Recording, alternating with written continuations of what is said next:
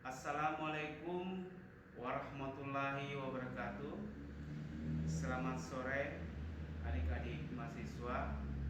Hari ini kita memulai perkuliahan untuk mata kuliah pelayanan prima. Akan tetapi sebelum kita mulai perkuliahan hari ini, saya ingin mengajak adik-adik mahasiswa untuk berdoa sesuai dengan keyakinan kita masing-masing, sekiranya diberikan kelancaran dalam proses pembelajaran hari ini. Doa dimulai.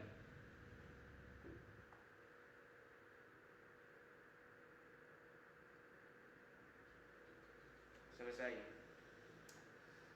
Saya ingin cross check daftar hadir mahasiswa hari ini. Siapa-siapa yang tidak hadir? Berapa orang? 3 orang ya. Siapa-siapa namanya? Khairuddin Ismail. Yang kedua, Ambo Aco. Yang ketiga siapa? Asrul. 3 orang. Baik, jadi hari ini sub tema diskusi kita yaitu adalah pelayanan prima. Silakan Anda lihat di layar. Untuk konsep pelayanan prima saya kira tidak asing lagi di pendengaran kita masing-masing. Kita tentu sudah sering mendengarkan tentang pelayanan prima. Kita barangkali sudah sering menikmati layanan baik layanan di instansi pemerintah maupun layanan di perusahaan. Oleh karena itu kita harus prima juga, karena kita belajar tentang prima, tentu mahasiswa juga harus mengikuti perkuliahan hari ini dengan semangat prima. Sebelum saya memulai menyampaikan apa sih sebenarnya teori-teori atau secara konseptual dari terminologi pelayanan prima ini, barangkali ada di antara mahasiswa yang sudah paham secara konsep, definisi tentang pelayanan prima. Barangkali sudah ada yang membaca buku sebelum berangkat ke sini, ataukah sudah browsing di internet apa kira-kira pelayanan prima itu. Ada? Ya, silakan. Ardi. Ya, saya kira bagus sekali apa yang Ardi katakan tentang pelayanan prima. Atau barangkali masih ada satu orang yang bisa menyampaikan gagasannya, pengetahuan tentang pelayanan prima. Burhan, silakan Burhan. Iya, saya kira apa yang dikatakan Ardi dan Burhan tentu cukup bagus tentang konsep pelayanan prima. Jadi pelayanan prima ini ya saya katakan tadi dari awal bahwa ini tidak asing lagi bagi kita, tidak tabu lagi kita pahami tentang pelayanan prima.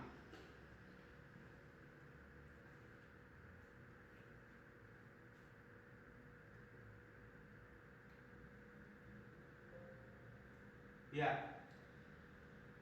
Jadi pertama terminologi pelayanan, silakan Anda lihat. Pelayanan itu adalah upaya melayani kebutuhan orang lain. Jadi kegiatan untuk melayani kebutuhan orang lain itu adalah pelayanan. Jadi kegiatan untuk memenuhi kebutuhan orang lain itu adalah konsep pelayanan. Jadi dimanapun Anda melihat kondisi, baik itu di lingkup pemerintahan maupun swasta, ketika ada seseorang berupaya untuk melayani kebutuhan orang lain, itu adalah konsep pelayanan. Nah, kemudian melayani adalah membantu menyiapkan, mengurus apa yang diperlukan menentukan seseorang dalam Kamus Besar Bahasa Indonesia. Pihak yang melakukan pelayanan atau melayani disebut pelayan. Jadi saya ulangi, pihak yang melakukan pelayanan melayani disebut pelayan. Jadi pelayan itu adalah pihak yang memberikan layanan, itulah namanya pelayan. Ya. Di restoran biasa kita melihat orang yang menyajikan makanan kepada pelanggan, itu adalah pelayan. Nah, selanjutnya pengertian pelayanan prima. Ya, pengertian pelayanan prima. Apa itu pelayanan prima? Atau sering kita dengar atau sebut namanya service excellent. Itu dalam bahasa Inggris, service excellent ataukah pelayanan prima. Service excellence adalah pelayanan yang sangat baik dan atau pelayanan yang terbaik sesuai atau melebihi harapan pelanggan berdasarkan standar pelayanan yang berlaku menurut Sutopo dan Adi Suryanto 2006. Kata excellence dan quality tidak bisa dipisahkan, ibarat dua sisi mata kuliah. Jadi service excellent, kata kuncinya di sini adalah pelayanan yang sangat baik dan atau pelayanan yang terbaik. Jadi kalau kita ingin mengurus sesuatu, baik itu di pemerintahan maupun swasta, ketika misalnya kita mendapat pelayanan yang baik, itu masuk kategori service excellent. Tapi kalau kita tidak menerima pelayanan yang baik, berarti itu tidak termasuk service excellent atau pelayanan prima. Jadi dimanapun kita berada, kita bisa mengkategorikan sesuatu baik atau buruknya tergantung dari service excellent-nya, pelayanan prima. Ya. Jadi walaupun sebenarnya secara fakta atau di lapangan kadang kita membedakan antara pelayanan yang diberikan oleh pihak swasta maupun pemerintah, itu kita biasa membeda-bedakan. Artinya kita lebih cenderung terlayani yang baik di pihak swasta dibanding dengan pemerintah. Itu pada umumnya yang kita rasakan di lapangan. Tentu ada indikator-indikator kenapa terjadi seperti itu. Sebentar kita akan bahas lebih lanjut. Nah, di sini ada dimensi-dimensi yang diminta oleh pelanggan. Jadi pelanggan itu banyak permintaannya. Jadi kita harus penuhi apa yang diinginkan oleh pelanggan.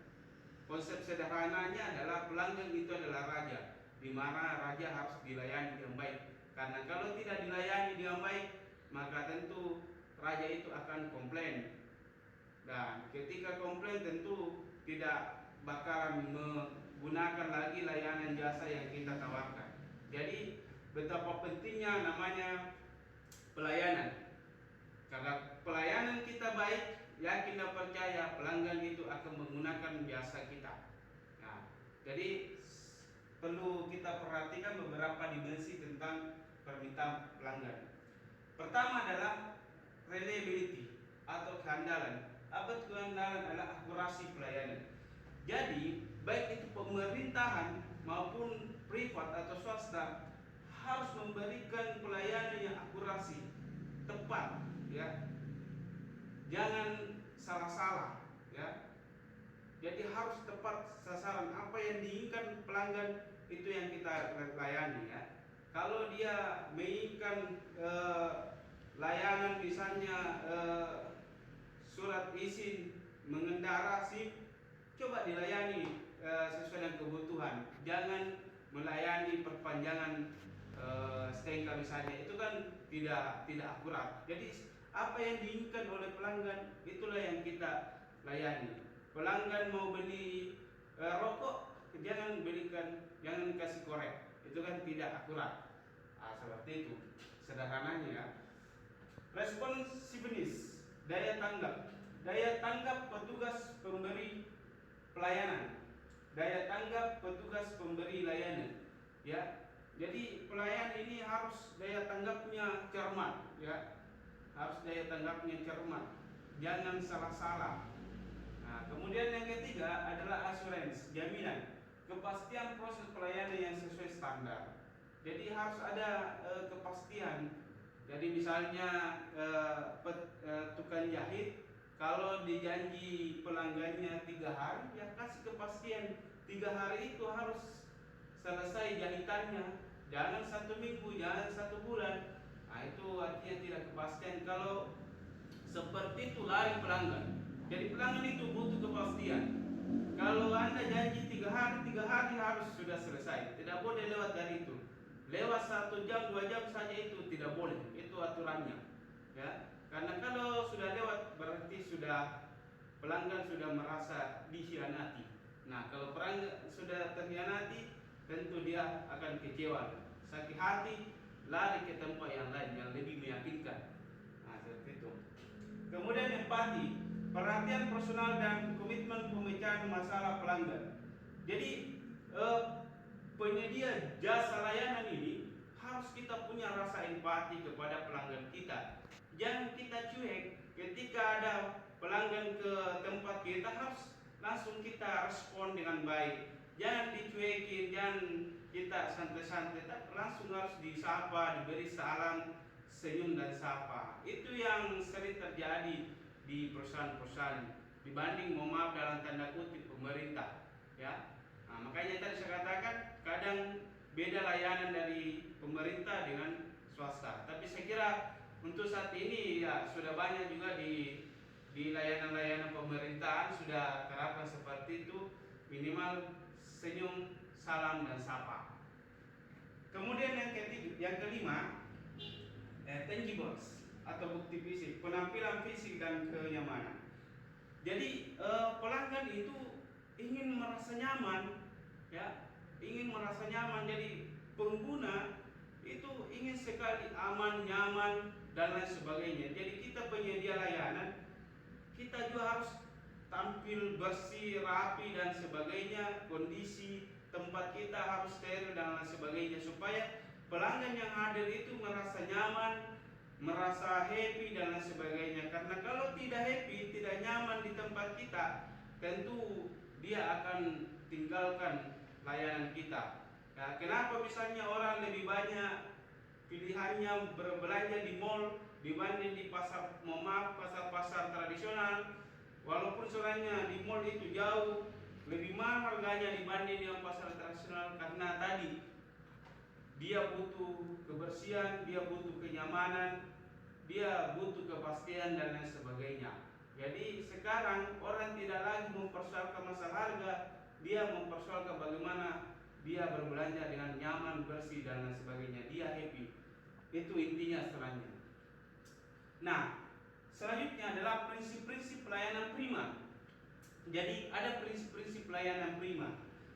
Pertama adalah memuaskan pelanggan. Jadi salah satu prinsip pelayanan prima adalah puaskan pelanggan tak.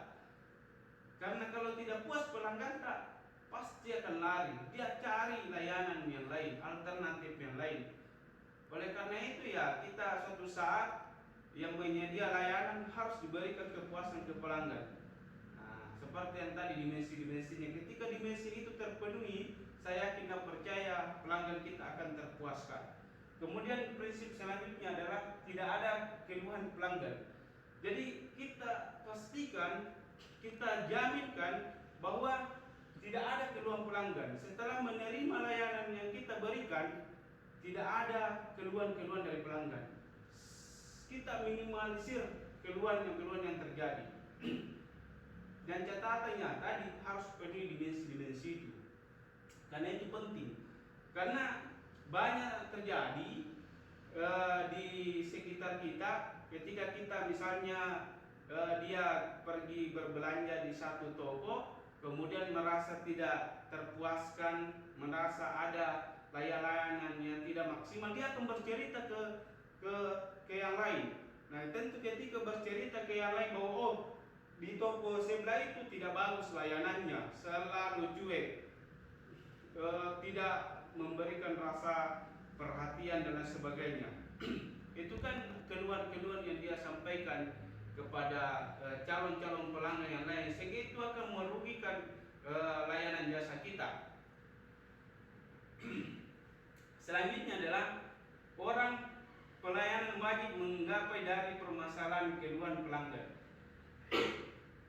Jadi penyedia layanan itu harus tahu apa keluhan-keluhan pelanggan, ya, sehingga itu akan menjadi bahan evaluasi untuk perbaikan, ya. Karena yakin dan percaya ketika kita membuka suatu usaha pasti ada saja permasalahan karena karakter pelanggan itu beda-beda, ya, beda-beda maunya. Oleh karena itu kita harus adaptif, kita harus mampu menyesuaikan diri dengan pelanggan. Kita harus tampung semua permasalahan-permasalahan yang disampaikan sebagai bahan evaluasi untuk penyesuaian.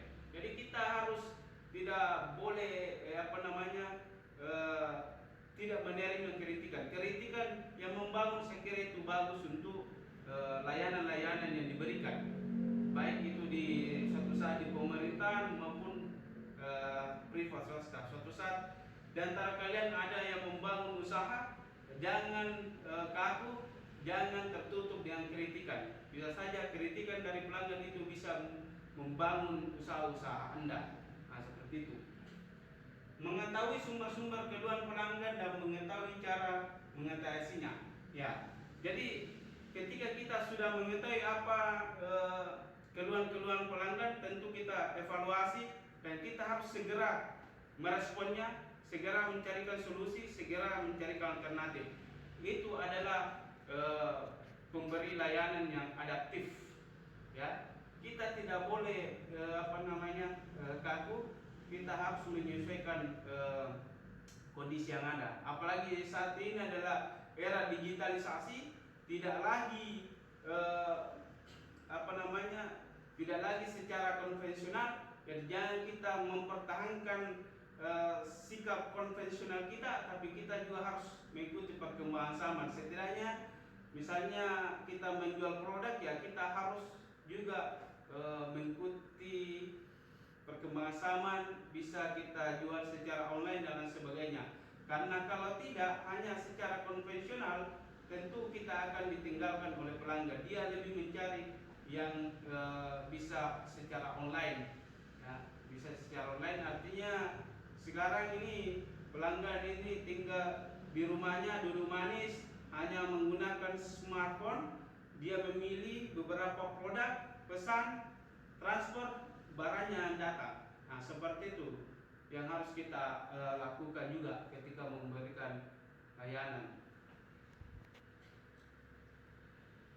Nah, jadi ada beberapa poin yang harus kita pahami tentang fungsi pelayanan prima. Ini ada 7 poin. Yang pertama adalah fungsi dari pelayanan prima itu untuk melayani pelanggan dengan ramah, tepat dan cepat sehingga pelanggan merasa puas. Ya, tadi sempat saya singgung. Jadi inilah fungsi pelayanan prima, ya. Jadi fungsi pelayanan prima itu adalah melayani pelanggan dengan ramah, tepat, cepat sehingga pelanggan merasa puas. Intinya bagaimana caranya supaya kita mampu memberikan kepuasan kepada pelanggan. Dalam tanda kutip, ya, harus kita ramah, ya. Datang pelanggan langsung kita senyum, langsung kita salam dan lain sebagainya. Artinya kita posisikan pada diri kita, kalau kita berkunjung ke suatu tempat, kita mau dilayani, kemudian ternyata dia tidak melayani kita dengan baik, senyum pun tidak, sapa pun tidak, kita pasti akan jengkel dan kita pasti akan mengatakan saya tidak akan kembali ke tempat itu, ya. Begitupun dengan orang lain. Nah, seperti itu. Jadi kalau suatu saat kalian memberikan pelayanan, penyedia layanan, harus itu yang diperhatikan. Kemudian yang kedua, untuk menciptakan suasana di mana konsumen merasa diperhatikan dan dianggap sangat penting bagi perusahaan. Jadi kita posisikan pelanggan kita itu salah sesuatu yang sangat penting. Jadi kita tidak boleh membeda-bedakan antara pelanggan satu dengan pelanggan yang lain.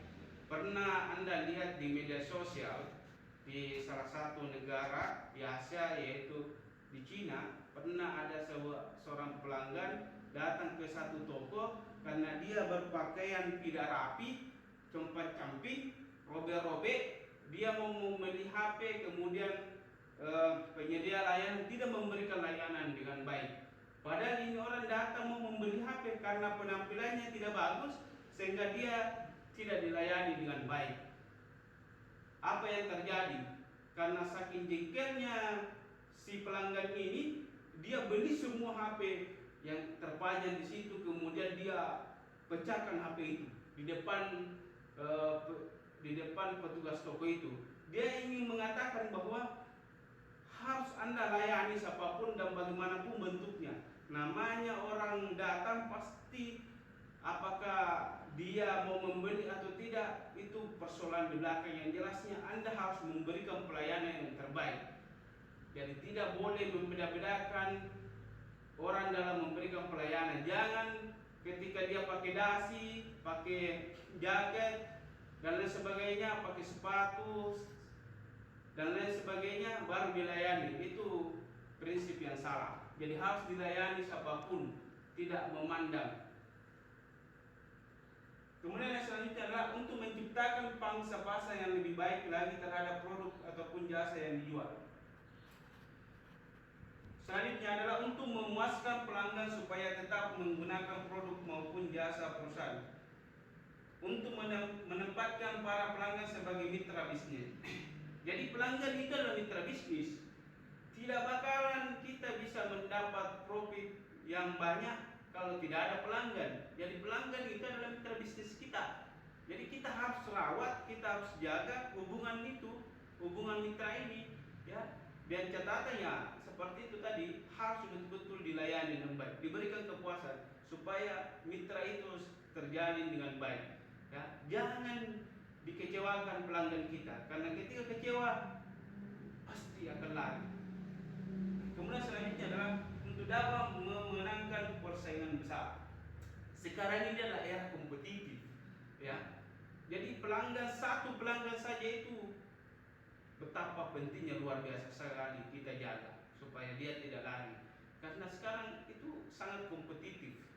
Coba kita lihat di berbagai tempat itu, misalnya penjual pisang ngepek, awalnya itu hanya satu, lama kelamaan tambah lagi satu, dan seterusnya.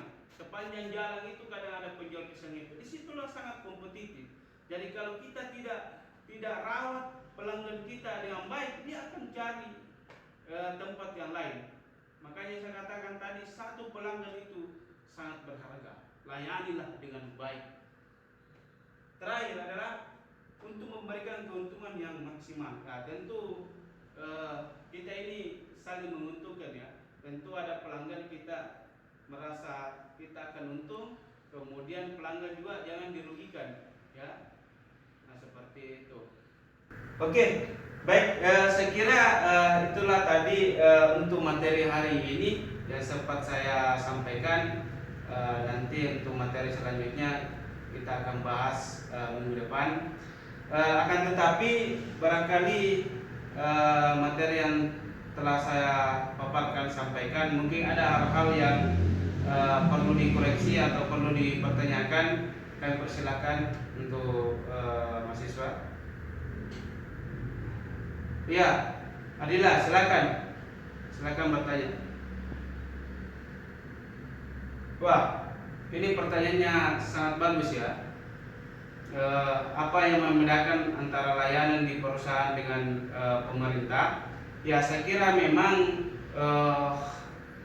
apa yang terjadi di lapangan, kadang kita memang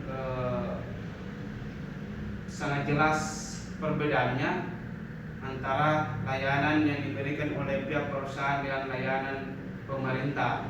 Tadi saya kira saya sudah jelaskan, di swasta itu sangat memperhatikan pelanggan, mulai dari datang selalu memberikan salam, sapa, dan senyum, ya. Kemudian menyediakan tempat-tempat layanan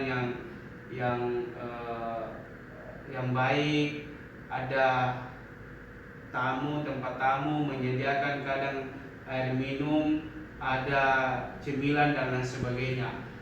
Kalau di pemerintahannya tentu teman-teman dalam tanda kutip ya, walaupun sebenarnya tidak semua di pemerintahan juga saat ini sudah banyak memberikan pelayanan yang baik, tapi masih ada juga di berbagai tempat di bidang-bidang yang lain kita temukan, misalnya mohon maaf di kelurahan atau di kecamatan kadang misalnya kita datang untuk menerima layanan, untung-untung kalau langsung disapa ya senyum pun kadang susah. Nah, saya kira itu beberapa kondisi-kondisi yang membedakan antara layanan pemerintah dengan swasta. Masih banyak indikator-indikator yang lain. Jadi ke depan suatu saat kalau misalnya Anda posisinya di pemerintahan atau di swasta, semoga Anda bisa memberikan pelayanan yang baik kepada pelanggannya. Nah, intinya tadi bagaimana di pelayanan primer itu memberikan pelayanan yang baik, mampu memberikan kepuasan kepada pelanggan. Kalau itu sudah kita lakukan, yakin dan percaya pelanggan kita tetap akan setia terhadap pelayanan yang kita berikan, dan dia akan merasa puas, dia akan merasa happy kepada layanan kita. Oke ya, karena waktu sebelum kita akhiri, barangkali ada satu orang lah yang bisa meresum, menyimpulkan poin-poin penting apa yang kita diskusikan hari ini, supaya teman-teman bisa memahami juga apa sebenarnya intisari dari pertemuan hari ini. Silakan Abdullah.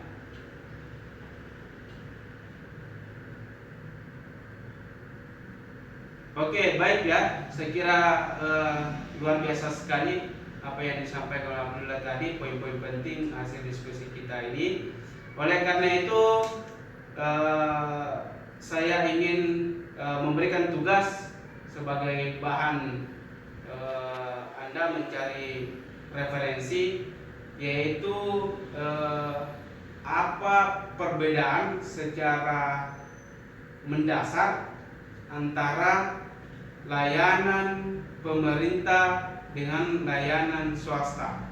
Nah, coba Anda amati ya, kalau bisa Anda observasi di lapangan, kira-kira apa perbedaan secara mendasar antara layanan pemerintah maupun layanan swasta.